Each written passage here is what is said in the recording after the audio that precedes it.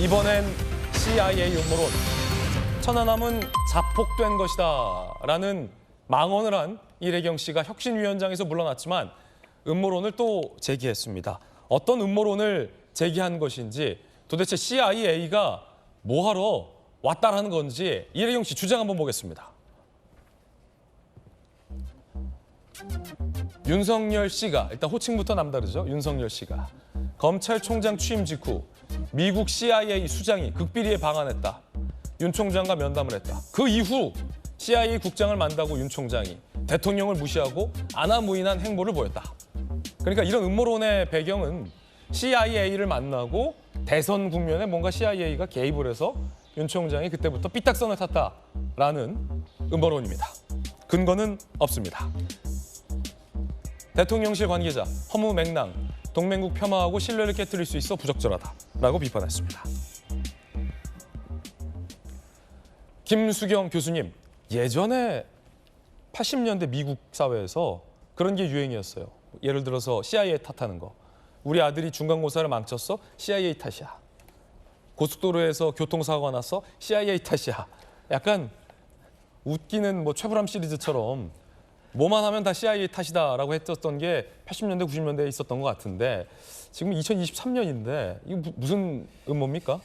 그 좀 삐뚤어진 어떤 약간 망상에 가까운 생각들을 확신하고 있는 것 같아요. 지금 우리나라 대선에 미국의 CIA가 개입했었다부터 시작해서 천안함은 자폭했고 또 푸틴도 진범이 아니고 코로나의 진원지는 미국이고 이제 이런 좀 유언비어에 가까운 망상에 가까운 생각들을 하시는 분들이 사실 유튜브에 되게 많습니다. 아, 그래요? 유튜버 중에서 가짜 뉴스 심지어 나아가서는 좀 이런 망상에 가까운 이야기들을 막 퍼뜨려서 클릭수도 높이고 이제 이런 분들 많거든요. 근데 예. 우리나라 그런 사람들 다 일일이 벌하지 않습니다. 그냥 사인으로 자기가 유튜브에서 물론 가짜뉴스 나쁘지만 일일이 검찰에 그거를 조사하고 해서 벌하지 않거든요. 근데 이런 분이 유튜버에 지나지 않는 황당무계한 이야기를 하는 이런 분이 이제 공당의 제1야당의 그것도 혁신위원장 자리에 앉혔다라는 게 심각한 문제인 거죠. 그래서 민주당이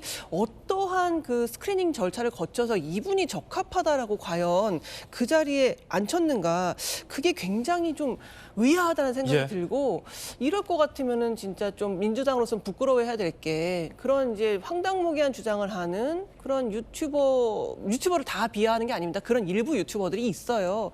그런 사람이 지나지 않는 사람을 혁신위원장에 앉힌 것이 아닌가, 저는 좀 의아하다는 생각이 들고, 그리고 이거를 수습하는 과정에서 오히려 더 일파만파 커지고 있거든요. 그 사태를 좀 줄이고 축소해서 민주당이 다시금 딛고 일어나야 되는데 오히려 이분이 계속해서 반론이라고 얘기하는 게 더 이상한 얘기를 풀어놓다 보니까 네.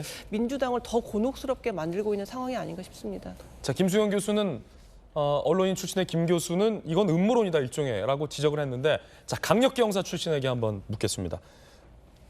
CIA 국장이 와 그 총장을 만나, 그리고 나서 대통령을 무시하고 아나무인한 태도를 보였다라는 음모론적인 주장을 하는 메시지는 뭡니까? 그래서 CIA가 대선판을 좌지우지하기 위해서 윤석열 대통령을 차기 대통령감으로 간택했다, 이런 주장입니까? 미국의 CIA를 비롯해서 미국의 여러 인사들이 우리나라의 대선에 개입하고 있고 한국 정치에 깊숙이 관여하고 있다. 이 자체가 상당히 힘의 균형상으로 불균형을 야기하고 있고, 이처럼 미국의 영향을 상당히 많이 받는 관계로 어떤 사건이 발생했을 때도 예. 그 해석 과정에서 특정한 정치 세력이나 미국의 유리한 방향으로 해석할 수밖에 없다는 내용까지 내포하고 있는 것 같습니다. 예. 그와 같은 전반적인 자신의 그동안의 생각과 사상을 있는 그대로 설파한 것으로 보이는데, 나름대로 CIA 국장이 찾아와서 당시 윤석열 검찰총장을 만났다는 사실관계를 기반으로 합니다만, 그 이후에 논리 추론 과정은 일종의 음모론에 기반한 것으로 보입니다. 특별한 근거를 제시하지 않고 있어서 접하는 사람 입장에서는 특별한 근거 없이 이와 같이 논리 비약이 이루어지는 과정을 쉽사리 받아들이긴 어렵죠.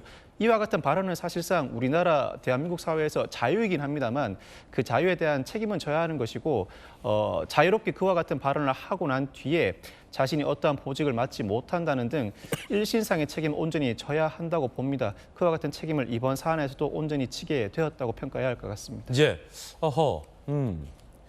그 살면서 CIA를 만날 수 있는 기회가 생각보다 그렇게 많지는 않습니다. 글쎄요. 자, 전용기 의원님, 네. 혹시 CIA 요원을 만나거나 만나신 적 있습니까?